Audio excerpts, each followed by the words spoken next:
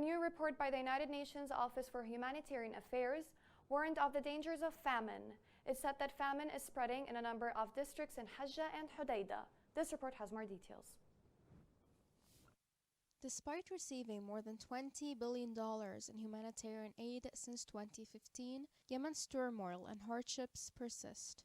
More than half of Yemenis are still hungry, and 80% of Yemen's 5 million internally displaced individuals are women and children. From 2015 to 2022, the conflict cost Yemen between $170 and $200 billion in lost gross domestic product, with aid covering just 10 to 12% of the shortfall. In 2021, Arabia Brain Trust, or ABT, surveyed 1,041 Yemeni men and women from various backgrounds in 214 districts, spread across 17 governorates, to learn more about their daily routines, goals, and requirements in 4 major categories: food consumption, energy sources, internet access, and finances. According to ABT, the majority of Yemenis spend 2/3 of their income on food, and the number of unskilled labor hours necessary to meet the monthly cost of a family of 7's minimal food basket has nearly doubled between 2014 and 2021. This is crucial since Yemen imports 90% of its basic food needs.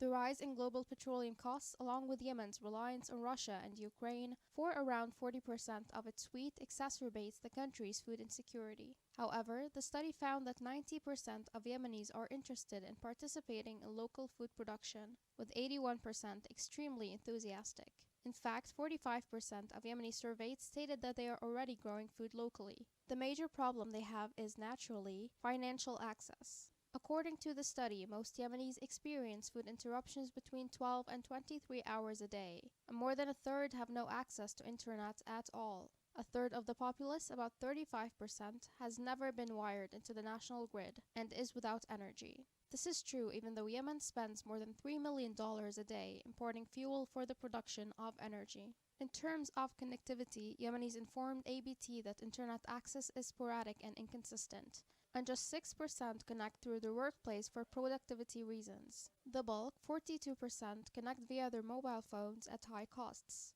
as Yemen is one of the most costly internet marketplaces in the world due to its limited infrastructure. Finally, with only 6% of Yemenis holding bank accounts, with 2% for women, Yemen has one of the lowest levels of financial inclusion in the world. Many people do not trust the banking system, and currency depreciation makes storing money very risky.